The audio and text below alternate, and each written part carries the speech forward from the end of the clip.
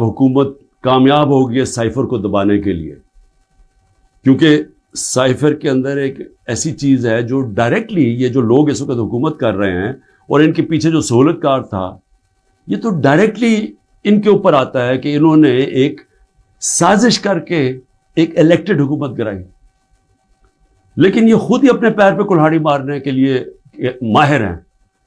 اتنا ان کو خوف ہے کہ عمران خان کسی طرح الیکشن سے باہر کیا جائے، کیونکہ ڈر لگا ہوا ہے کہ الیکشن میں آ گیا تو ہار جائیں گے، تو ان کی پوری کوشش ہوتی ہے کہ ہر کوئی موقع نہ جائے کہ کسی طرح اس کو ڈسکوالیفائی کریے، جیل میں ڈالے۔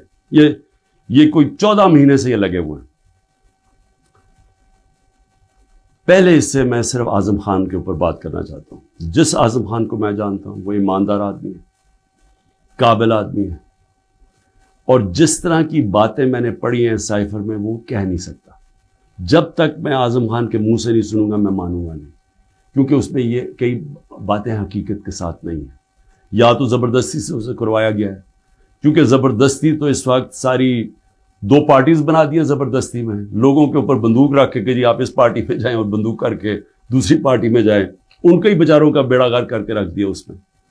اور پھر جو ہمارے لوگوں کو جو زور ڈالا ہوا ہے پارٹی چھوڑو، بیچارے جیلوں میں ہمارے لوگ پڑے ہیں، عورتیں پڑی ہوئی ہیں، ان کو بس صرف کہیں کہ جی آپ عمران خان کے خلاف وعدہ معاف گواہ بن جائیں، یہ وہ بنتے تو آپ چھوٹ جائیں گے، اور یا پھر کہ جناب آپ کھڑے ہو کے جا کے وہ ٹی وی پہ کہیں میں پارٹی چھوڑ رہا ہوں۔ یہ اس طرح کی اس وقت جو ہم تماشا دیکھ رہے ہیں وہ اس طرح کا چل رہا ہے، تو میں نہیں مانتا کہ اعظم خان نے کئی باتیں اس میں سے کہی ہیں اور کئی سچ بھی ہیں، لیکن سائفر تھا کیا؟ 6 مارچ کو 2022 6 مارچ میٹنگ ہوتی ہے، پاکستان کا ایمبیسڈر اسد مجید اور امریکہ کا جو under secretary of state Donald Lu Washington میں میٹنگ ہوتی ہے، آفیشیل میٹنگ ہوتی ہے۔ آفیشیل میٹنگ کا مطلب کہ دونوں طرف نوٹ لے رہے ہوتے ہیں اس میٹنگ کے۔ اس میٹنگ کے بعد ایک سائفر کا مطلب ہوتا ہے ایک خفیہ ایک کوڈ کے اندر میسج بھیجی جاتی ہے، جو کہ ساری دنیا میں آپ کے جو ہمارے جو ایمبیسڈرز ہوتے ہیں وہ ساری دنیا میں ہر ملک کے ایمبیسڈر اپنے فارن آفس کو خفیہ میسیجز بھیجتے ہیں، جس کو سائفر کہتے ہیں۔ وہ سائفر آتا ہے پاکستان، اور وہ میں جب پڑھتا ہوں تو اس میں کیا لکھا ہوتا ہے؟ سائفر میں 2 مین چیزیں ہیں، باقی تو اور بھی چھوٹی موٹی چیزیں ہیں۔ سب سے بڑی چیز لکھی ہوتی ہے کہ جی عمران خان کو آپ نے عدم اعتماد کی ووٹ میں پاکستان کے پرائم منسٹرشپ سے ہٹانا ہے، اور ایک اور چیز لکھی ہوتی ہے کہ عمران خان نے اکیلا فیصلہ کیا کہ روس جانے کا۔ آپ کو پتہ ہے روس اور تب تک جنگ شروع ہو چکی تھی روس کی یوکرین میں، تو عمران نے اکیلے نے فیصلہ کیا، جبکہ اسد مجید ہمارے ایمبیسڈر کہہ رہے ہیں کہ نہیں، عمران خان نے اکیلا فیصلہ نہیں کیا، یہ سب سٹیک ہولڈرز نے مل کے فیصلہ کیا تھا۔ لیکن جس طرح وہ بات کرتا ہے، اسد مجید، سلام کرتا ہوں میں اپنے ایمبیسڈر کو، وہ کہتا ہے اس کے بعد جو مجھے میسج کہ ان کے خلاف آپ کو پروٹیسٹ کرنا چاہیے، ڈیمارش کرنا چاہیے کہ اس نے بڑی غلط زبان استعمال کی ہے، غیرت مند ڈپلومیٹ ہمارا۔ لیکن وہ غیرت یہاں نہیں جاگتی جب وہ یہاں پہنچتا ہے۔ سائفر جاتا ہے آرمی چیف کے پاس بھی، فورن آفس میں بھی، میرے پاس بھی آتا ہے۔ میں جب وہ دیکھتا ہوں میں حیران ہو جاتا ہوں کہ اس کی جرت کیسے پڑی ہے لکھنے کی، یہ کیسے کہہ سکتا ہے؟ اور پھر جب میں یہ دیکھتا ہوں کہ یہ کہہ رہا ہے ایک ایمبیسڈر کو کہ اپنے پرائم منسٹر کو آپ نے ہٹانا ہے، تو پھر میں دیکھتا ہوں کہ یہ میرے لیے تو نہیں ہے، ایمبیسڈر تو مجھے جواب دے ہے، تو مجھے کون ہٹا سکتا ہے؟ پاکستان میں مجھے کون ہٹا سکتا تھا؟ ایک ہی آدمی، جنرل باجوہ۔ سائفر تو جنرل باجوہ کے لیے اس نے بھیجا ہے۔ تو مجھے وہاں سے پہلے سے ہوتا ہے کہ اب تک ہمیں لوگ کہہ رہے ہیں، مجھے خبریں آتی رہتی تھیں کہ جناب فیصلہ ہو گیا آپ کی گورنمنٹ ہٹانے کو، مجھے رپورٹ آ رہی رہتی ہے، آئی بی والے مجھے آ کے بتاتے تھے کہ جی دیکھیں شہباز شریف کی خفیہ میٹنگز ہو رہی ہیں، بیچ میں ان کے لوگ پڑے ہوئے ہیں، جنرل باجوہ کی کوئی فادر ان لا ان کے گھر میٹنگز ہو رہی ہیں, یہ ساری مجھے خبریں آ رہی تھیں. لندن کسی کو بھجوایا جا رہا ہے.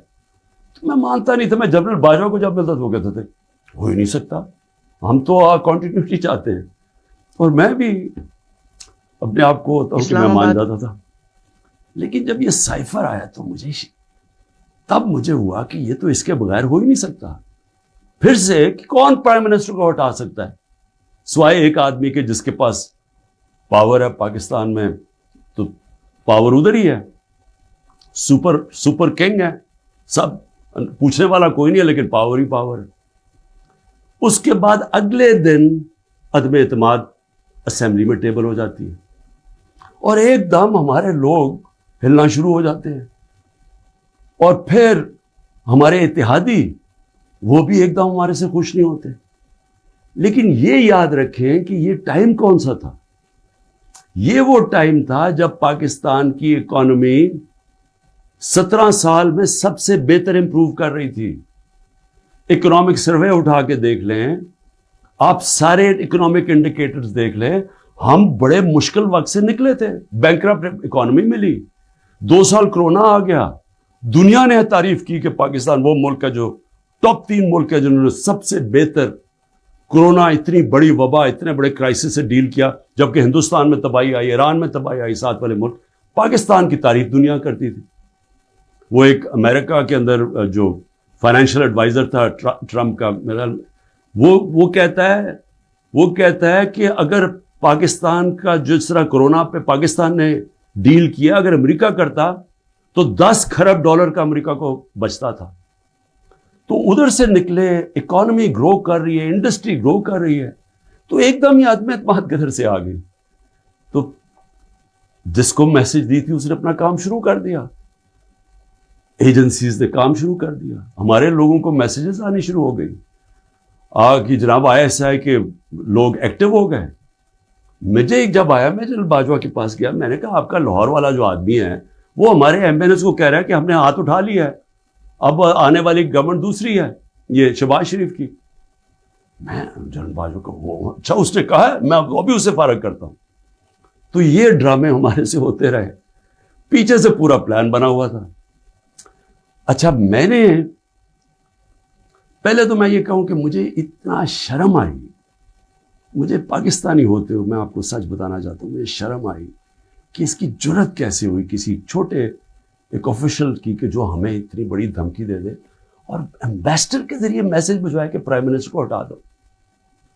لیکن اس کی غلطی نہیں تھی, شرم یہاں نہیں آ رہی تھی. جن لوگوں کی ذمہ داری تھی کہ قوم کی حفاظت کرنا, جس آدمی کی ایسے بلیک کہ قومی وقار کو بچانا, قومی غیرت, وہ ساتھ ملا ہوا تھا. اس نے ان کے, یعنی یہ سارا پلان ادھر سے شروع ہوا تھا.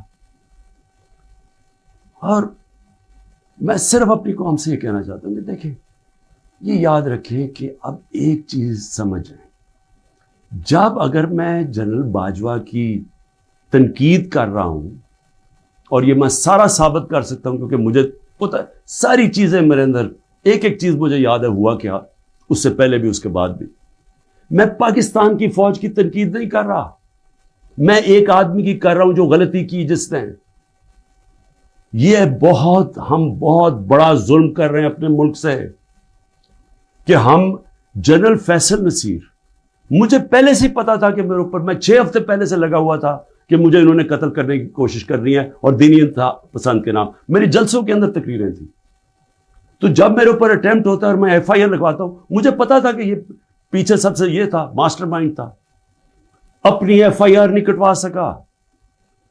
جب JIT کے اندر یہ ثابت ہو گیا کہ ایک نے 3 شوٹر تھے, تو جو سارا حکومت کا جو انہوں نے کوشش کر رہے تھے کہنے کی جی دینی انتہا پسند ہے, وہ جب سارا وہ ان کا نیریٹو ہی ختم ہو جاتا ہے, تو انہوں نے JIT کو سیبوٹاج کیا. اور پھر میرے اوپر غداری کا پرچہ کر دیا ہے کہ جنرل فیصل نصیر کو میں نے ڈرٹی ہیری کیوں کہا, سائیکوپیتھ کیوں کہا, میرے اوپر غداری کا پرچہ لگ جاتا. میں پھر سے کہتا ہوں کہ اگر ہم نے یہ کرنا ہے اپنے ملک کے ساتھ کہ کسی ادارے کو, اگر میں کسی جج کی بات کروں گا تو میں ساری جوڈیشری کے خلاف ہو گیا, اس کا مطلب کیا؟ میں پولیس کے خلاف کروں گا تو ساری پولیس کو میں نے برا بھلا کہہ دیا؟ یہ تو ہم اپنے ملک کو تباہ کر رہے ہیں. یہ پلیز میری قوم، آپ یہ سمجھ جائیں ایک بات، اگر معاشرے سے آپ تنقید ختم کرتے ہیں، آپ معاشرے کی قبر کھود دیتے ہیں. کیونکہ اصلاحات ہوتی کیسے ہے؟ انکوائری کیوں ہوتی ہے؟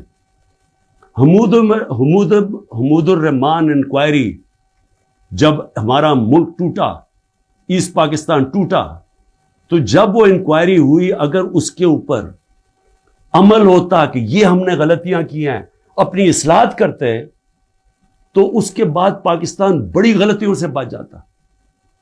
لیکن جرت ہی نہیں تھی فیس کرنے کی تنقید. ہم نے وہ اتنا بڑا ظلم کیا کہ 25 سال کے بعد وہ کدھر نکلی؟ حمود الرحمان ہندوستان کے اندر. اب جب یہ ہوا، میں کہتا گیا، میں نے ساروں کو کہا کہ اتنا بڑا ظلم ہو رہا ہے تو اس کے اوپر انکوائری ہو. میں نے چیف جسٹس صاحب کو میں نے وہ سائفر بھیجا کہ جی اس کے اوپر انکوائری کروائیں. نیشنل سیکیورٹی کاؤنسل کے سامنے رکھا. نیشنل سیکیورٹی کاؤنسل کے سامنے 30 مارچ کو میں نے رکھا کہ جی یہ ہے، سارے آرمی چیفز بیٹھے ہوئے تھے، سروس چیفز بیٹھے ہوئے تھے، سب کے سامنے رکھا کہ یہ اس نے لکھا ہے اور آپ کا ایمبیسڈر کہہ رہا ہے کہ ان کو پروٹیسٹ کرو کہ یہ کسی کی جرت نہیں ہونی چاہیے اس طرح کا، کسی بھی ایک ملک کو، آزاد ملک کو اس طرح کا زبان استعمال کرنی. انہوں نے کہا جی ہاں مداخلت تو ہوئی ہے، تنقید کی، امریکہ کو پروٹیسٹ بھی کیا نیشنل سیکیورٹی کاؤنسل نے 30 مارچ کو. میں نے پارلیمنٹ میں لے کے گیا کہ ان کیمرہ میٹنگ کروائی. میں نے کہا ان کے سامنے رکھو. اپوزیشن کو لیڈر ہی نہیں آیا اس میٹنگ پہ. شہباز شریف، آصف زرداری، انہوں نے بائیکاٹ کر دی. کیوں کی؟ کیونکہ ملے ہوئے تھے ساتھ، یہ اس کا حصہ تھے، یہ سازش کا حصہ تھے. کیونکہ کیا یہ پاکستان کے پرائم منسٹر کے خلاف ایک آدمی کہہ رہا ہے کہ اس کو ہٹاؤ، تو کیا یہ عمران خان چھوڑے کسی بھی ملک کو اجازت دیتا ہے ایسے؟ کیا ایران کے اندر کسی کی جرت ہے کہ ان کے ایمبیسڈر کو کہے کہ جا کے اپنے پریزیڈنٹ کو ہٹا دے؟ یا ہندوستان میں کسی کی جرت ہے کہ کہے کہ یہ ایمبیسڈر کہے کہ جی نریندر مودی کو ہٹا دے؟ قومی غیرت ہوتی ہے، قومیں غیرت کے اوپر کھڑی ہوتی ہیں، قوم غیرت سٹینڈ لیتی ہیں، مشکل وقت گزارتی ہیں اور مضبوط ہو جاتی ہیں. دنیا ان کی عزت کرتا ہے، دنیا اس قوم کی عزت کرتا ہے جو اپنی عزت کرتی ہے. جب ایک عام آفیشل اس طرح کا سٹیٹمنٹ دے اور میں اس کے اوپر کچھ ہو ہی نہ، یعنی نیشنل سیکیورٹی کاؤنسل میں حیران ہو گیا کہ صرف جی ہم ڈیمارش کرتے ہیں. آپ انکوائری کرنی چاہیے تھی، پوچھنا چاہیے تھا، لکھنا چاہیے تھا کہ اس نے کیوں یہ کہا. اور انکوائری جب ہونی تھی تو ایک آدمی نے سامنے آ جانا تھا، جنرل باجوہ نے. مسلسل یہ جناب ان کی میٹنگز ہوتی تھیں، ان کی وہ چارج افیئر سے ملتے تھے. کیا ایس آئی کو نہیں پتا تھا کہ پچھلے 3 مہینے کے اندر ہمارے پارلیمنٹیرینز، ہمارے پی ٹی آئی کے بیک بینچرز اور یہ اپوزیشن لیڈر سے بار بار امریکن ایمبیسی میں جا رہے تھے. ارشد شریف نے پورا پروگرام کیا، بتایا کہ کون سے دن کون سے لوگ گئے. راجہ ریاض کا بتایا گیا. کیا راجہ ریاض وہاں فورن پالیسی ڈسکس کرنے گیا تھا؟ جو سب سے پہلے بھاگے وہ امریکن ایمبیسی جا رہے تھے. کیا ان کو نہیں پتا تھا؟ اس کے حصہ تھے. سازش ہو رہی تھی کسی طرح عمران خان کو راستے سے ہٹایا جائے، تب پلان بنا. اور مجھے اتنے افسوس سے کہنا پڑتا ہے کہ کسی کو جو بھی لوگ یہ دیکھ رہے تھے کہ یہاں، میں سوچا کہ کیا ان کو کوئی ان کو نہیں ہے کہ پاکستان ایک بڑی خواب کا نام تھا. پاکستان کا مطلب کیا؟ لا الہ الا اللہ. میرے اپنے کے لوگ کہہ رہے ہیں عمران صاحب یہ آپ سائفر نہ اٹھائیں پبلک میں، امریکی ناراض ہو جائیں گے. میں پبلک میں جا کے میں کیوں پبلک کو بتایا؟ میں اپنی قوم کو بتانا چاہتا تھا، کیونکہ قوم غیرت مند ہے، قوم کھڑی ہو گئی ساتھ. یہ سیاسی طور پہ نہیں میں کر رہا، میں ایک وہ پاکستانی ہوں جو اس ملک کے جو خواب تھا میں اس میں بلیو کرتا ہوں کہ لا الہ الا اللہ، کوئی نہیں ہے خدا سوائے اللہ کے. میں کوئی کسی کی غلامی نہیں کرنے کے لیے تیار. اور میں آپ کو یہ امریکہ کا بھی بتا دوں. دیکھیں امریکہ کی ایک بات سمجھ ہے, امریکہ جو ہے وہ اپنے مفاد کے لیے فیصلے کرتا ہے, وہ دوستیاں نہیں نبھاتا. امریکہ اپنے انٹرسٹ کو پروٹیکٹ کرتا ہے. ہمارا کام ہے ہم اپنے انٹرسٹ پروٹیکٹ کریں. جب وار آن ٹیرر میں نے مخالفت کی کہ ہمیں امریکہ کی جنگ میں نہیں شامل ہونا چاہیے, اٹھا لے میری سٹیٹمنٹس, میں ہر بار کہتا رہا کہ یہ ہماری جنگ نہیں ہے. میں کیوں کہہ رہا تھا؟ میں اپنے لوگوں کے لیے کہہ رہا تھا. مجھے امریکہ نے باہر اینٹی امریکن کہنا شروع کر دیا. پاکستان میں مجھے انہوں نے طالبان خان کہنا شروع کر دیا کہ جی دیکھیں ہماری اپنی گورنمنٹ مجھے, یعنی ہمارا جو اس وقت جنرل مشرف نے کہا جی یہ تو داڑھی کے بغیر دہشت گرد ہے. میرا کیا مقصد تھا کہ آپ نے 80 کی دہائی میں لوگوں کو کہا کہ جب بھی فورن آکوپیشن ہو, یعنی کہ کوئی دوسرا افغانستان کے اوپر باہر سے روس نے قبضہ کیا ہوا ہے تو وہ جہاد ہے, اور جب امریکہ قبضہ کرتا ہے آپ کہتے ہیں ہم دہشت گردی ہے. میں ان کو سمجھا رہا تھا کہ اس کا فال آؤٹ آئے گا پاکستان کے اوپر. 80,000 پاکستانی مار گئے, پتہ نہیں کتنے $100 ارب سے زیادہ ملک کو نقصان ہوا. لیکن اس سے زیادہ جو دنیا میں ہم بدنام ہوئے, ساری دنیا میں ہمارا مذاق, ہمیں کہا گیا جی سب سے خطرناک ملک ہے پاکستانی دہشت گرد. پاکستانیوں سے جو دنیا میں ہوا, ہرا پاسپورٹ دے کے لیدر لائن میں کھڑا کر دیتے تھے. کتنے پاکستانیوں کو باہر سے ڈپورٹ کر دیتے تھے. پوچھیں بیرون ملک پاکستانیوں سے ان کے اوپر کیا گزری ہے. اور مجھے جی عمران خان طالبان خان ہے جی, یہ جی دہشت گردی کے ساتھ ہے. اور یہ بھی میں اب آپ کو بتاؤں کہ یہ جو تھا یہ میرے خلاف کیس بلڈ اپ ہوا.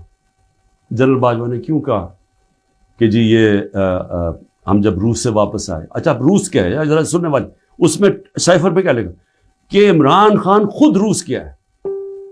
میں عمران خان نے خود روس کیوں جانا تھا؟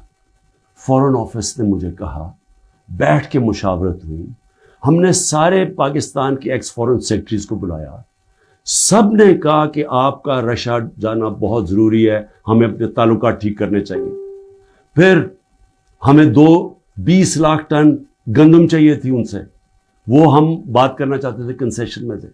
اس کے بعد جب ٹینشن ہوئی یوکرین سے تو تیل کی قیمتیں آسمانوں پہ چلی گئیں, کموڈیٹی سپر سائیکل آ گیا.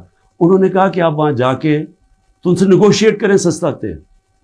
تو سارا اسٹیک ہولڈرز کے ساتھ کہ جتنے بھی تھے انہوں نے پورا پلان کیا. ہم ٹرپ پہ جانے لگے, شام کو ٹینشن بڑھ گئی روس کی اور یوکرین کی. میں نے جانے سے پہلے جنرل باجوہ سے پوچھا کہ کیا مجھے جانا چاہیے یا نہیں. انہوں نے کہا ہم سب بیٹھے ہوئے ہیں, ہمارے خیال میں آپ کو جانا چاہیے. تو سب سے پوچھ کے میں روس کیا, میں اپنی ذات کے لیے تو نہیں گیا. تو واپس آیا تو جناب جنرل باجوہ نے اس کے 2 دن بعد کہ جی مذمت کرو کہ جو روس چلا گیا وہاں. فورن آفس بھی بیٹھا, ہمارے مین لیڈرز بیٹھے ہیں. ہم نے کہا کہ ہندوستان تو مذمت نہیں کر رہا, وہ تو ان کا اسٹریٹجک ایلائی ہے, وہ تو نہیں کر رہا, ہم کیوں کریں. اور ہم ان سے ڈیل کر کے آ گئے تھے سستا تیل پہ اور سستی گندم پہ. اس کے بعد جا کے ایک نیشنل سیکیورٹی کا سیمینار ہو رہا ہے, جنرل باجوہ بیٹھ کے کہتا ہے جی عمران خان ہم روس کی سخت مذمت کرتے ہیں. گورنمنٹ کی پالیسی کے خلاف جا کے اسٹیٹمنٹ دے دیتا ہے. اس کے بعد حسین حقانی کی ٹویٹ آتی ہے, وہ کہتا ہے جنرل باجوہ پرو امریکہ ہے اور عمران خان اینٹی امریکہ ہے. بعد میں ہمیں پتہ چلتا ہے کہ ہم نے $30,000 دے کے حسین حقانی کو جنرل باجوہ نے ہائر کیا ہوا تھا ہماری گورنمنٹ کے دوران. وہ بعد میں جب ان کا فیرا, ان کا ایک ادارہ ہوتا ہے جو آپ کو رجسٹر کرنا پڑتا ہے لابیز کو, اس میں پتہ چلتا ہے بعد میں ہمیں. تو میرا اپنا ہی آرمی چیف میرے خلاف لابی کر رہا تھا, ان کو بتا رہا تھا میں کتنا برا ہوں. میں صرف آج یہ کہنا چاہتا ہوں کہ دیکھیں میرے پاکستانیوں,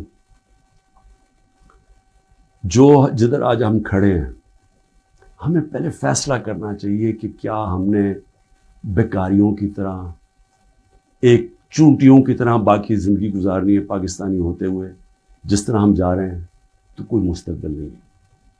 کیا ہم نے خوددار قوم کی طرح لا الہ الا اللہ جس کا نارہ تھا, ایک خوددار قوم, لا الہ الا اللہ غیرت دیتی ہے انسان کو, ایک چھوٹے سے انسان کو بڑا انسان بنا دیتی ہے. ہم ایک دنیا کے عظیم لیڈر محمد مصطفیٰ صلی اللہ علیہ وسلم, جنہوں نے جب مسلمان کمزور بھی تھے تو انہوں نے 2 سپر پاورز کے سربراہ کو خط لکھا کہ میں اللہ کا پیغام لے کے آیا ہوں, اس پہ چلو گے تو تمہاری بہتری ہے. خوددار, اللہ سے صرف ڈرنے والے لوگ. ہمیں یہ کیا بنا دیا انہوں نے کہ جی اپنا ہی ملک کا آرمی چیف ان کو لکھ رہا ہے کہ جی دیکھیں عمران خان یہ اینٹی امریکن ہے. تو میں اپنی قوم سے آخر میں کہنا چاہتا ہوں کہ دیکھیں ہو کیا رہا ہے پاکستان میں.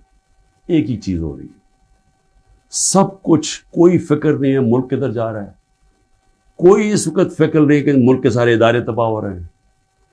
سارا صرف ایک 1 پوائنٹ ایجنڈا ہے کہ عمران خان کو کس طرح ڈسکوالیفائی کرنا اور جیل میں ڈالنا ہے. یہ ایجنڈا ہے, اس کے اندر یہ سائفر بھی آ گیا.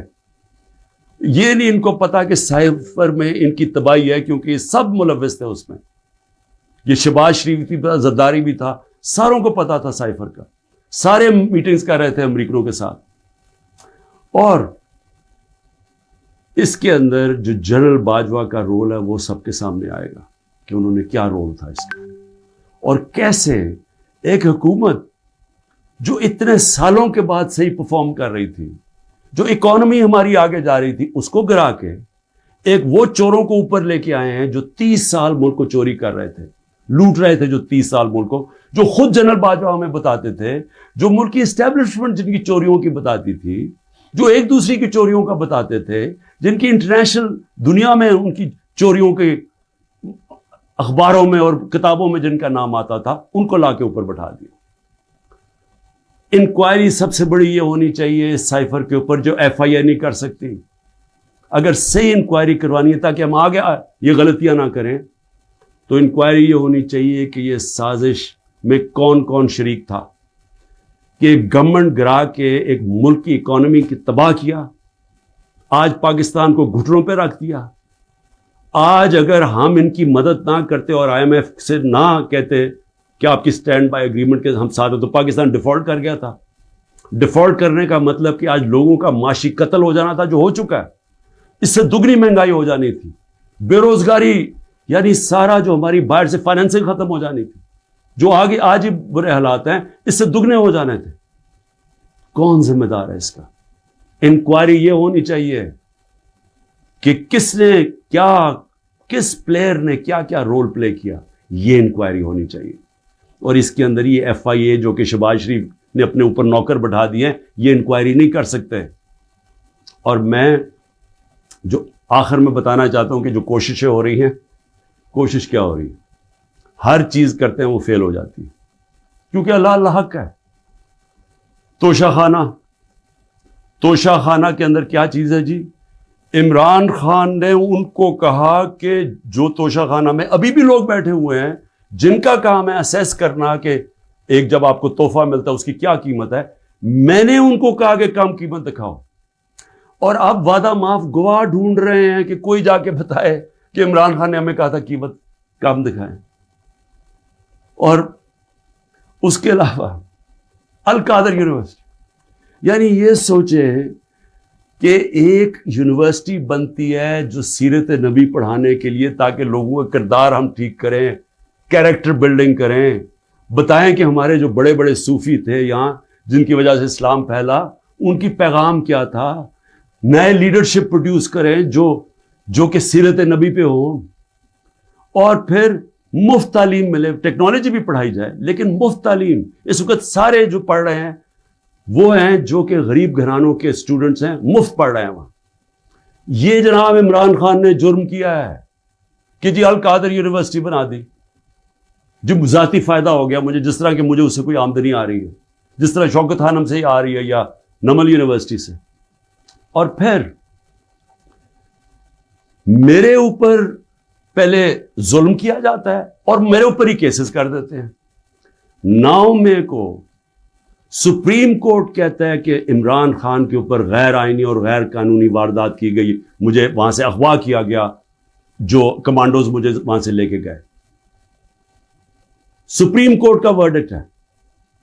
اور جس طرح مجھے ذلیل کیا, لوگوں کو مارا, ڈنڈے مارے, وکیلوں کو مارا, اس کے بعد ساری دنیا میں خبر دیکھا کہ مجھے ایک مجرم کی طرح پکڑ کے لے کے جا رہے ہیں, تو میرے اوپر 30 کیس ہو جاتے ہیں. جب میں 4 دن بند ہوتا ہوں اندر, جب جیل کے اندر, تو 30 کیس میرے اوپر ہو جاتا ہے کہ جی میری وجہ سے وہ جو رد عمل آیا.